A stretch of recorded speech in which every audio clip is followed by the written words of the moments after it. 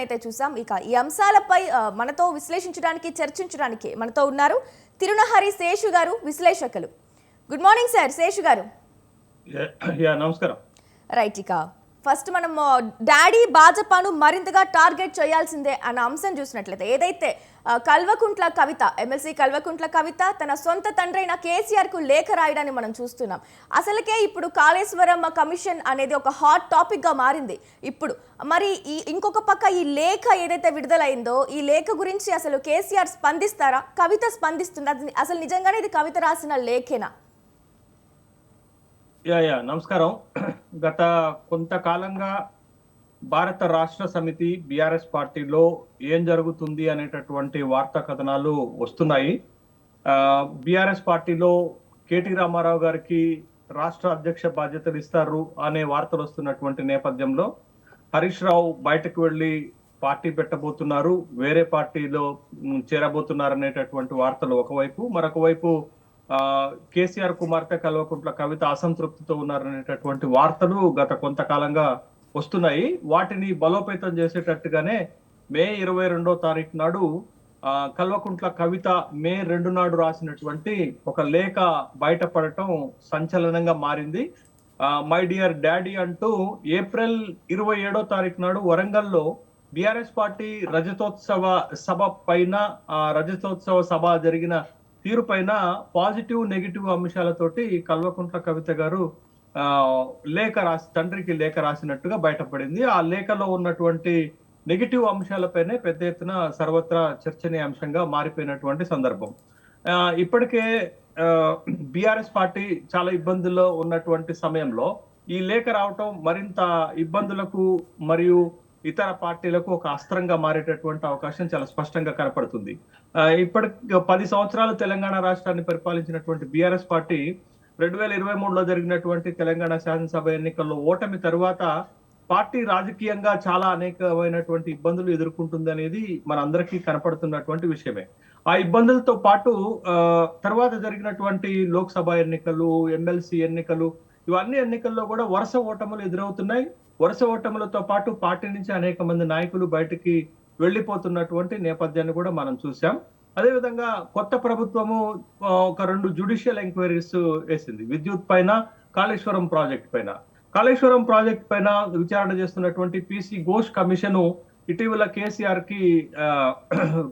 కి ఒకటి పంపటం జరిగింది. మీరు జూన్ 5వ తారీఖు నాడు కమిషన్ ముందు హాజరవ్వాలి అనేటటువంటి ఒక నోటీస్ పంపడం జరిగింది. ఈ నేపథ్యంలోనే ఇప్పుడు కవిత రాసినటువంటి లేఖ బయటపడటం ఒక సంచలనంగా మారింది. అది ఒక వివాదాస్పదంగా మారినటువంటి అంశంగానే మనం చూస్తున్నాం. అయితే కవిత ఈ లేఖలో లేవనెత్తినటువంటి అంశాలే ఒక కీలకంగా కనపడుతున్నాయి మనకి. ఇక లేఖలో నెగిటివ్ అంశాలను చాలా పకడ్బందీగా తను రాసినట్టుగా మనకి కనపడుతుంది. ఎందుకనంటే తను లిక్కర్ కుంభకోణంలో అరెస్ట్ కాకముందు పార్టీలో తన ప్రాధాన్యత, లిక్కర్ కుంభకోణంలో అరెస్ట్ అయి తిహార్ జైలుకి వెళ్లి వచ్చిన తర్వాత పార్టీలో తన ప్రాధాన్యతను బేరుజు వేసుకున్నటువంటి కవిత లిక్కర్ కుంభకోణం తర్వాత, అరెస్ట్ తర్వాత తనకి పార్టీలో ప్రాధాన్యత తగ్గిపోయింది, ప్రాతినిధ్యం తగ్గిపోయింది అనేటటువంటి ఒక అభిప్రాయానికి వచ్చింది. కొంత అసంతృప్తిగా పార్టీ పైన, తండ్రి పైన, అన్న పైన ఉన్నట్టుగా కూడా మనకి ఈ లేఖ ద్వారా చాలా స్పష్టంగా కనపడుతుంది. దీంట్లో తను కొన్ని నెగిటివ్ అంశాలను ప్రస్తావించారు. ఆ నెగిటివ్ అంశాలు ఏంటి అని అంటే చాలా కీలకంగా అటు రాజకీయంగా ఇటు సామాజికంగా టార్గెట్ చేస్తూ ఈ నెగిటివ్ అంశాలని తన లేఖలో ప్రస్తావించారు. ఒకటి రాజకీయంగా ఏం చెప్పారంటే 2001 నుంచి పార్టీలో పనిచేస్తున్నటువంటి వాళ్ళకి రజతోత్సవ సభ పైన ఎందుకు మాట్లాడేటటువంటి అవకాశం కల్పించలేదు అనేటటువంటి ఒక అంశాన్ని చాలా కీలకంగా లేవనెత్తారు. తర్వాత బీజేపీపై కేవలం 2 నిమిషాలు మాట్లాడారు. మరికొంత మాట్లాడి ఉంటే బాగుంటుంది, బీజేపీ వల్ల నేను తీవ్రంగా నష్టపోయాను, బీజేపీ నన్ను టార్గెట్ చేసింది అనేటటువంటి ఒక మాట చెప్పారు. మూడో మాటగా స్థానిక సంస్థల ఎన్నికలు రాబోతున్నాయి కదా, మరి స్థానిక సంస్థల ఎన్నికల్లో ఇప్పుడున్నటువంటి ఇన్ఛార్జీల ద్వారానే బీఫామ్స్ ఇస్తారా? అది పార్టీ క్యాడర్ కు ఇష్టం లేదు, రాష్ట్ర నాయకత్వమే ఎంపీటీసీలు, జెడ్పీటీసీలు, సర్పంచులుగా పోటీ చేయడానికి బీఫామ్స్ ఇవ్వాలనేటటువంటి ఒక అభిప్రాయం. ఈ 3 రాజకీయ పరమైనటువంటి అంశాలతో పాటు సామాజిక అంశాలను టార్గెట్ చేశారు. మీరు సభలో పలానా అంశాలను టచ్ చేయలేదు అనేటటువంటి ఒక సామాజిక కోణాన్ని కూడా తీసుకొచ్చారు. ఒకటి బీసీలకు 42% రిజర్వేషన్లకు సంబంధించినటువంటి అంశాన్ని సభలో మీరు మాట్లాడలేకపోయారు, ఇది ఒక వెలితిగా కనపడింది అనేటటువంటి మాటతో పాటు తర్వాత ఎస్సీ వర్గీకరణ పైన కూడా మనమే ఎస్సీ వర్గీకరణ తీర్మానం శాసనసభలో చేశాము, దానిపైన మీరు ఏమాత్రం మాట్లాడలేదు, బీజేపీ నేను చేసుకుంటున్నట్లుగా ఆ ఎస్సీ వర్గీకరణకు వాళ్ళదే బాధ్యత అన్నట్టుగా మాట్లాడారు, దాని మీద మీరు మాట్లాడుంటే బాగుండేది అనే దాంతో పాటు ఇంకొక కీలకమైనటువంటి అంశం, డాడీ మీరు ఉర్దూలో ఎందుకు ప్రసంగించలేదు, వక్ఫ్ బోర్డు సవరణ బిల్లుకి మీరు వ్యతిరేకంగా ఎందుకు మాట్లాడలేదు అనేటటువంటిది. అంటే ఒక పక్క ముస్లింలను సంతృప్తి పరచటం, ఇంకొక పక్క బీసీలను సంతృప్తి పరచటం, ఇంకొక పక్క ఎస్సీలను సంతృప్తి పరిచే విధంగా తన లేఖను పకడ్బందీగా రాశారు. తన లేఖలో అనేకమైనటువంటి విషయాలను లేవనెత్తారనేది. భవిష్యత్తులో బీజేపీతో పొత్తు ఉంటుందా ఉండదా, బీజేపీ పైన మన వైఖరి ఏంటి అనేటటువంటి విషయంలో స్పష్టత ఇవ్వలేకపోయారు అనేటటువంటి అంశాలైతే, అంటే పాజిటివ్ కంటే నెగిటివ్ అంశాలపైనే తను ఎక్కువగా దృష్టి పెట్టి కేసీఆర్ ని బీఆర్ఎస్ పార్టీని ఒక విధంగా కార్నర్ చేసినట్టుగా మనకి కనపడింది.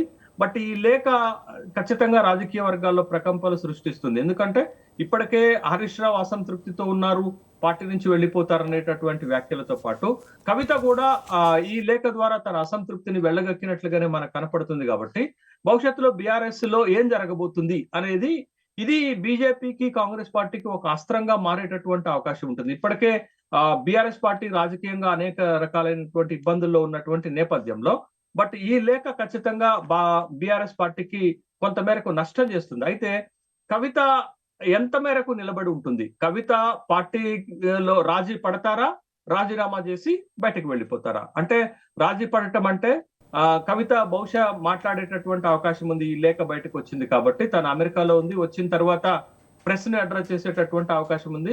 నాకు హక్కు లేదా, పార్టీలో జరుగుతున్నటువంటి పరిణామాలు కేసీఆర్ దృష్టికి తీసుకొచ్చాను అని అంటారా, లేకపోతే నిజంగానే లేఖకు కట్టుబడి ఉండి నేను లేవనెత్తినటువంటి అంశాలు పార్టీ సమాధానం చెప్పాలనేటటువంటి మాట మాట్లాడతారనేది మనం వేచి చూడాల్సినటువంటి అంశమే. అందుకే నేను ఒక మాట ఏమంటున్నానంటే, తను రాజీ పడుతుందా, రాజీ పడి పార్టీలోనే ఉంటుందా, లేకపోతే రాజీనామా చేసి బయటకు వెళ్ళి వస్తున్నటువంటి ఊహాగానాల మేరకు కొత్త పార్టీ పెడుతుందా అనేటటువంటిది ఒక ప్రశ్న. అయితే పార్టీ పెట్టే బలము, పార్టీని నడిపించగలిగినటువంటి బలగం తనకి ఉందా అనేటటువంటి ప్రశ్న కూడా వేసుకోవాలి. ఎందుకంటే గతంలో తెలంగాణలో కానీ తెలుగు రాష్ట్రాల్లో కానీ జరిగినటువంటి పరిణామాలు కనుక మనం చూస్తే కవిత ఆ సాహసం చేస్తుందని నేను అనుకోను. ఎందుకనంటే కొత్త పార్టీ పెట్టేటటువంటి బలం కానీ నడిపించగలిగినటువంటి బలగం కానీ ఆమెకి లేదు. కాబట్టి పార్టీలో తన పాత్ర ఏంటి, ఇప్పుడు పార్టీలో కొత్త పరిణామాలు రాబోతున్నటువంటి క్రమంలో కేటీ రామారావు గారు పార్టీ అధ్యక్ష బాధ్యతలు చేపడతారు అని వార్తలు వస్తున్నటువంటి నేపథ్యంలో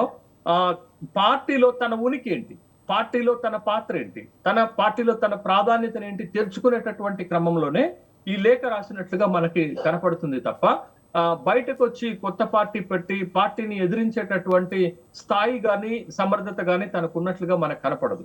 గతంలో జరిగినటువంటి ఒక పరిణామాలు కనుక మనం చూస్తే వైఎస్ఆర్ కాంగ్రెస్ పార్టీలో షర్మిల అన్న జగన్మోహన్ రెడ్డిని ఎదిరించి బయటకు వచ్చి తెలంగాణలో పార్టీ పెట్టి నిలబడలేకపోయింది. తర్వాత తాము వ్యతిరేకించినటువంటి కాంగ్రెస్ పార్టీలోనే చేరి ఆంధ్రప్రదేశ్ శాఖ అధ్యక్షురాలు అయిన సంఘటన మనం చూసాం. గతంలో తెలంగాణలో బలము ఉన్నటువంటి దేవేందర్ రెడ్డి పార్టీ పెట్టి ఎలా విఫలమయ్యారు మన కళ్ళ ముందు కనపడుతుంది. తర్వాత బీఆర్ఎస్ నుంచి బయటకు వచ్చినటువంటి ఒక బలమైనటువంటి సామాజిక వర్గం కలిగినటువంటి నేత ఈటెల రాజేందర్ కూడా పార్టీ పెట్టేటటువంటి సాహసం చేయలేదు. మరి అలా ఈ సంఘటనలు, ఈ సాక్ష్యాలు మన కళ్ళ ముందు ఉన్నటువంటి సందర్భంలో కల్వకుంట్ల కవిత ఆ సాహసం చేయగలుగుతుందా, తండ్రిని వ్యతిరేకించగలుగుతుందా, ఒక బలమైనటువంటి ప్రాంతీయ పార్టీ నుంచి బయటకు వచ్చి దాన్ని ఎదుర్కొని నిలబడగలుగుతుందా అనేటటువంటి ప్రశ్నల నేపథ్యంలో ఖచ్చితంగా అంత బలగం కానీ కల్వకుంట్ల కవితకు లేదు. కాబట్టి పార్టీలోనే ఉండి తన స్థాయి ఏంటి, తన పాత్ర ఏంటో తండ్రితోటి అన్నతోటి తెలుసుకునేటటువంటి అవకాశాలు ఉంది. దాంట్లో భాగంగానే తనకి పార్టీలో ప్రాధాన్యత తగ్గుతుంది అనేటటువంటి ఒక అభిప్రాయానికి తను వచ్చినటువంటి నేపథ్యంలోనే ఈ లేఖను తండ్రి పైన సంధించారనేటటువంటి వార్తలు అయితే వస్తున్నాయి. బట్ ఈ లేఖ పరిణామాలు భవిష్యత్తులో ఎలా ఉండబోతున్నాయి అనేది రాజకీయ వర్గాల్లో ఆసక్తి కల్పిస్తున్నటువంటి అంశంగానే మనం చూడాలి. రైట్. అవును శేషు గారు. ఇక మరో అంశాన్ని మనం చూసినట్లయితే కిక్కుపై కట్టుకథలు స్కామే జరగలేదని బుకాయింపు. ఏదైతే నిన్న గురువారం 2 గంటలకు పైగా ఏపీ మాజీ ముఖ్యమంత్రి సీఎం జగన్ చేసిన ప్రెస్ మీట్లో చంద్రబాబుపై తీవ్ర స్థాయిలో విమర్శలు గుప్పించడం కూడా మనం చూస్తున్నాం. అసలు మద్యం కుంభకోణం కేసు ఆయనకు స్కామ్ జరిగిందనే ఆరోపణలు వస్తుంటే అవన్నీ పక్కన పెట్టేసి ఏవైతే ఆయన హయాంలో డిజిటల్ పేమెంట్స్ ఎందుకు జరగలేదు, ఆ కొత్త బ్రాండ్లు ఎందుకు వచ్చాయి, ఇలాంటి చాలా ప్రశ్నలు ఉన్నాయి. వాటన్నిటిని పక్కన పెట్టేసి అసలు ఈ కుంభకోణంలో స్కామే జరగలేదు, మద్యం కేసు అంతా అబద్ధం అన్నట్లుగా ఆయన ఆరోపిస్తున్నారు. అసలు ఈ అంశాన్ని మనం ఎలా చూడొచ్చు శేషు గారు? ఇప్పుడు ఆంధ్రప్రదేశ్ లో ప్రభుత్వం మారిన తర్వాత ఆంధ్రప్రదేశ్ రాజకీయాల్లో చాలా స్పష్టంగా ప్రముఖంగా వినపడుతున్నటువంటిది లిక్కర్ కుంభకోణము. లిక్కర్ కుంభకోణాన్ని లిక్కర్ లో జరిగినటువంటి అవకతవకల ఆధారంగా జగన్మోహన్ రెడ్డి గత ప్రభుత్వాన్ని ఇబ్బందులు పెట్టేటటువంటి ప్రక్రియకు ప్రస్తుతం ఆంధ్రప్రదేశ్ ప్రభుత్వం ప్రయత్నం చేస్తున్నట్లుగా ఈ పరిణామాలు చూస్తే మనకు కనపడుతుంది. ఇప్పటికే ఈ లిక్కర్ కుంభకోణం పైన సిబిసిఐడి ఎంక్వైరీ వేశారు. సిబిసిఐడి ఏమి తేల్చలేనటువంటి సందర్భంలో సిట్ ఎంక్వైరీ వేశారు. ఈ సిట్ ఎంక్వైరీ కొన్ని ఆరోపణలు చేస్తూ ఈ లిక్కర్ కుంభకోణంలో ఆధారాలు ఉన్నాయి, లిక్కర్ కుంభకోణంలో ప్రమేయం ఉందనేటటువంటి నెపంతో వాసుదేవరెడ్డిని, తర్వాత గోవిందప్పని, తర్వాత కృష్ణమోహన్ రెడ్డిని, ధనుంజయ రెడ్డిని, రాజ్ కసిరెడ్డిని మొత్తం ఒక 5-6 అరెస్టులు ఇప్పటికే చేసినటువంటి సందర్భంలో జగన్మోహన్ రెడ్డి మే 22న ప్రెస్ కాన్ఫరెన్స్ లో మాట్లాడుతూ అసలు లిక్కర్ కుంభకోణమే లేదు, ఈ కుంభకోణాన్ని అడ్డం పెట్టుకుని రాజకీయ కక్ష సాధింపు చేయడానికి ప్రయత్నం చేస్తున్నారు అనేటటువంటి ఒక అభిప్రాయాన్ని వ్యక్తం చేయడం జరిగింది. దీన్ని కుంభకోణం అని ఎట్లా అంటారు, లిక్కర్ స్కామ్ అని ఎట్లా అంటారు అనేటటువంటి అనేక ప్రశ్నలను సంధించారు. అయితే ఇక్కడ మనం గమనించాల్సింది ఏంటంటే ఢిల్లీ లిక్కర్ కుంభకోణానికి ఆంధ్రప్రదేశ్ లిక్కర్ కుంభకోణానికి చాలా వ్యత్యాసం ఉంది. ఢిల్లీ లిక్కర్ కుంభకోణం మనం చూసాం కదా, ఎంత ప్రకంపన సృష్టించింది, ఎంత పెద్ద అరెస్టులు జరిగాయి. ఆ రాష్ట్ర ముఖ్యమంత్రి అరెస్ట్ అయ్యారు, ఆ రాష్ట్రం అప్పటి ఉన్నటువంటి డిప్యూటీ ముఖ్యమంత్రి అరెస్ట్ అయ్యారు, మంత్రులు అరెస్ట్ అయ్యారు, తెలంగాణకు సంబంధించినటువంటి కీలకమైన పార్టీకి సంబంధించినటువంటి కల్వకుంట్ల కవిత అరెస్ట్ అయ్యారు. అనేక అరెస్టులు మనకి చూపించినటువంటి క్రమంలో ఢిల్లీ లిక్కర్ కుంభకోణంకి సంబంధించిన అంశం ఏంటంటే ప్రభుత్వ రంగంలో ఉన్నటువంటి లిక్కర్ వ్యాపారాన్ని ప్రైవేట్ పరం చేశారు. అక్కడ ప్రైవేట్ పరం చేస్తున్నప్పుడు అక్కడ డబ్బులు చేతులు మారాయనేటటువంటి ప్రధానమైనటువంటి ఆరోపణతోటి ఆ ఢిల్లీ లిక్కర్ కుంభకోణము అక్కడ ప్రభుత్వాన్ని కూడా ఓడిపోయేటటువంటి క్రమాన్ని మనం చూసాం. అయితే ఇంతకు ముందు మనం ఇంకా ఇంట్రోలో మీరు ఒక మాట చెప్పారు, ఈ లిక్కర్ కుంభకోణాలను ఆయా రాష్ట్రాల్లో ప్రస్తుత ప్రభుత్వాలు పాత ప్రభుత్వాలపైన కక్ష సాధించడానికి ఎట్లా వాడుకుంటున్నాయో చెప్పడానికి నిన్న సుప్రీంకోర్టు ఒక వ్యాఖ్య చేసింది. తమిళనాడులో కూడా ఇదే లిక్కర్ కుంభకోణంతో డిఎంకే ప్రభుత్వాన్ని అప్రతిష్ట పాలు చేయడానికి, కార్నర్ చేయడానికి, ఆత్మరక్షణలో పడేయడానికి ఈడీ ప్రయత్నం చేసినట్టుగా మీకు సుప్రీంకోర్టు వ్యాఖ్యానాలు చూస్తే మనకు కనపడుతుంది. అంటే అక్కడ డిఎంకే ప్రభుత్వాన్ని అప్రతిష్ట పాలు చేయడానికి ఈడీ ద్వారా కేంద్ర ప్రభుత్వం లిక్కర్ కుంభకోణాన్ని వాడుకుంది అనేటటువంటి విషయం. ఇక్కడ కూడా ఆంధ్రప్రదేశ్ లో కూడా అదే రకమైనటువంటి ప్రయత్నాలు జరుగుతున్నాయని ముఖ్యంగా జగన్మోహన్ రెడ్డి లేవనెత్తుతున్నటువంటి అంశాలు ఏంటంటే గతంలో ప్రైవేట్ లో ఉన్నటువంటి లిక్కర్ వ్యాపారాన్ని ప్రభుత్వంలోకి తీసుకొచ్చి ప్రభుత్వ ఆదాయాన్ని పెంచాను, ఇది స్కామ్ ఎట్లా అవుతుంది అని అంటున్నాడు. రెండోది కొత్త బ్రాండ్లు అని చెప్తున్నారు. మొత్తం ఆంధ్రప్రదేశ్ లో 20 బ్రాండ్లు ఉంటే 14 బ్రాండ్లకు అనుమతి ఇచ్చింది చంద్రబాబు నాయుడు ప్రభుత్వమే, మిగతా 6 బ్రాండ్లకు అనుమతి ఇచ్చింది గత ప్రభుత్వాలు. వైఎస్ జగన్మోహన్ రెడ్డి ప్రభుత్వం కానీ లేకపోతే వైఎస్ఆర్ కాంగ్రెస్ పార్టీ ప్రభుత్వం కానీ ఒక్క కొత్త బ్రాండ్ కూడా అనుమతి ఇవ్వలేదు. అనుమతి ఇవ్వనప్పుడు స్కామ్ ఎట్లా అవుతుంది? ప్రభుత్వ ఆదాయాన్ని పెంచాము, అది స్కామ్ ఎట్లా అవుతుంది? ప్రైవేట్ వ్యక్తుల చేతుల్లో ఉన్న వ్యాపారాన్ని ప్రభుత్వ పరం చేసి ప్రభుత్వ అవుట్లెట్ల ద్వారా మద్యం వ్యాపారం చేశాము, అది స్కామ్ ఎట్లా అవుతుంది అనేటటువంటి ప్రశ్నలు వేస్తున్నటువంటి సందర్భంలో సీఎంఓలో ఇప్పుడు 2 కీలకమైన అరెస్టులు జరిగాయి. ఒకటి కృష్ణమోహన్ రెడ్డి, రెండోది ధనంజయ రెడ్డి అరెస్టులు జరిగాయి. అసలు బీవరేజెస్ కి సంబంధించినటువంటి ఒక్క ఫైల్ కూడా సీఎంఓకి రాలేదు, ఒక్క ఫైల్ పైన కూడా సంతకాలు లేవు. మరి అలాంటప్పుడు వాళ్ళిద్దరిని ఎలా అరెస్ట్ చేస్తారనేటటువంటి ఒక కీలకమైనటువంటి ప్రశ్నలు తీసుకొస్తున్నారు. రెండోది టీడీపీ ప్రభుత్వం చెప్తున్నది ఏంటి అనంటే ఆన్లైన్ ట్రాన్సాక్షన్స్ కాకుండా నగదు లావాదేవీలతోటి చేయటం వల్లనే ఈ స్కామ్ జరిగిందని ఒక కీలకమైనటువంటి ఆరోపణ తీసుకొస్తున్నారు. కానీ నగదు లావాదేవీలు జరిగాయి కానీ ఆన్లైన్ వ్యాపారం జరిగిందనే విషయాన్ని టీడీపీ ప్రభుత్వం మర్చిపోతుంది. ఎందుకనంటే ప్రతి బాటిల్ పైన ఒక క్యూఆర్ కోడ్ ఉంటుంది. ఆ క్యూఆర్ కోడ్ ని తన ఫోటో తీసే తర్వాతనే, అంటే అమ్మకాలు ఆన్లైన్ లో జరిగాయి, నగదు రూపంలో తీసుకున్నారు, అంటే డబ్బులు మాత్రం నగదు రూపంలో తీసుకున్నారు అనేటటువంటి విషయాన్ని గమనించాలి. సేల్స్ ని బట్టే రెవెన్యూ వస్తుంది అనేది జగన్మోహన్ రెడ్డి లేవనెత్తుతున్నటువంటి ఒక కీలకమైనటువంటి అంశం. అయితే ఇప్పటి వరకు ఈ లిక్కర్ కుంభకోణంలో ప్రభుత్వము కీలకమైన ఆధారాలు సంపాదించలేదు. ఒక సిట్ వేశారు, ఆరోపణలతోటి అనేక అరెస్టులు జరుగుతున్నాయి తప్ప ఒక్క కీలకమైనటువంటి ఆధారాన్ని కూడా సంపాదించలేకపోయారు. కాబట్టి బహుశా అరెస్టులు ఏముందంటే ఆరోపణలు ఉన్నటువంటి ప్రతి వాళ్ళని అరెస్ట్ చేయొచ్చు, కానీ కోర్టులలో ఇలాంటి కేసులు నిలబడవు. ఎందుకంటే ఈ కేసుల్లో మెరిట్స్ లేవు. ఇది ప్రభుత్వ పాలసీగానే చూస్తారు తప్ప వ్యక్తిగతమైనటువంటి లాభాపేక్షతో కనపడదు. కాబట్టి సాక్ష్యాలు ఒకవేళ కుంభకోణం జరిగినా, ఈ దీంట్లో స్కామ్ జరిగినా సాక్ష్యాలు దొరికేటటువంటి అవకాశాలు ఉండవు, కేసులో మెరిట్స్ ఉండవు. కాబట్టి ఈ కేసు కోర్టులలో నిలబడేటటువంటి అవకాశం ఉండదు. కానీ రాజకీయ కక్ష సాధింపు కోసం ఆరోపణలు చేసినటువంటి సందర్భంలో అరెస్టులు మాత్రం జరుగుతాయి. జగన్మోహన్ రెడ్డి అరెస్టు జరగవచ్చు, జరగకపోవచ్చు.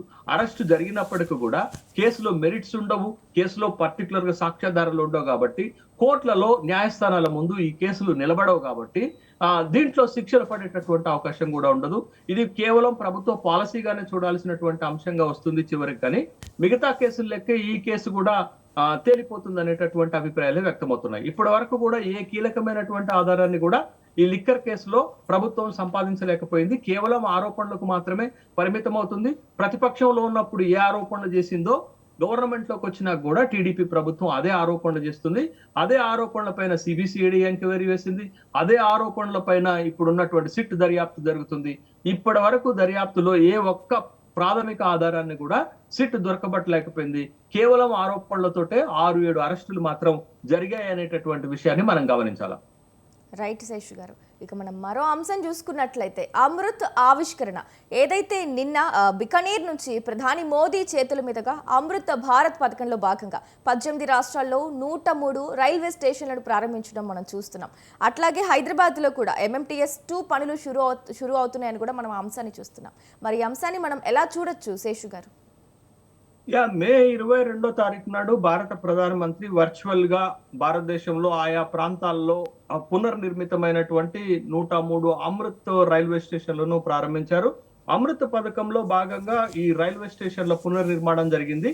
అయితే మనకి చాలా పర్సనల్ ఎక్స్పీరియన్స్ ఏంటి అని అంటే, మన అనుభవంలో ఉన్నటువంటి అంశాలు ఏంటి అంటే, భారత రైల్వే వ్యవస్థలో ముఖ్యంగా రైల్వే స్టేషన్ లో అపరిశుభ్రత ఎక్కువగా ఉంటుంది అనేటటువంటి విషయం మనందరికీ తెలుసు. సౌకర్యాలు కూడా పెద్దగా లేనటువంటి అంశాన్ని కూడా మనం ఇప్పటి వరకు చూసాము. అయితే దేశవ్యాప్తంగా ఉన్నటువంటి 103 రైల్వే స్టేషన్లను అమృత్ రైల్వే స్టేషన్లుగా మారుస్తూ వాటిలో అనేక రకాలైనటువంటి సౌకర్యాలు కల్పించారు. ఉదాహరణకు మనకి టాయిలెట్స్ మెరుగుపరచడంతో పాటు ఫుట్ ఓవర్ బ్రిడ్జెస్ నిర్మాణము, ఎస్కలేటర్స్ నిర్మాణంతో పాటు లిఫ్టులు, తర్వాత అక్కడ వెయిటింగ్ హాల్స్, ముఖ్యంగా వెయిటింగ్ హాల్స్ అత్యాధునికమైనటువంటి సదుపాయాలతోటి వెయిటింగ్ హాల్స్ నిర్మాణం చేయటం, ఈ సౌకర్యాలతోటి అమృత్ స్టేషన్ల నిర్మాణం జరిగింది. ఆయా ప్రాంతాల్లో ఉన్నటువంటి సంస్కృతి సంప్రదాయాలను ప్రతిబింబించేటట్టుగా రైల్వే స్టేషన్ లో సర్వాంగ సుందరంగా తీర్చిదిద్దినట్లుగా మనకి కనపడుతుంది. అయితే తెలంగాణలో 3 రైల్వే స్టేషన్లు, తర్వాత ఆంధ్రప్రదేశ్ లో ఒక సులూరుపేట రైల్వే స్టేషన్ తో పాటు దేశవ్యాప్తంగా 103 రైల్వే స్టేషన్ల ఈ అమృత పథకంలో భాగంగా పునర్నిర్మాణం చేసి నిన్నటి రోజున ప్రధానమంత్రి వర్చువల్ గా ప్రారంభించినటువంటి సందర్భం ఉన్నది. కాబట్టి రైల్వేలలో ఇప్పుడు కొత్తగా వస్తున్నటువంటి మార్పులు కనుక మనం చూస్తే, రైల్వేలలో ప్రయాణికులకు సౌకర్యాలు సదుపాయాలు పెంచేటటువంటి కార్యక్రమాన్ని అటు రైల్వేలలో రైలు జర్నీలోను ఇటు రైల్వే స్టేషన్ల ప్రాంగణాల్లోనూ కల్పించడంలో భాగంగా ఈ సౌకర్యాలు కల్పిస్తున్నారనేటటువంటి విషయాన్ని చూడాలి. భారతదేశంలో రైల్వేలకు చాలా ప్రాధాన్యత ఉందండి.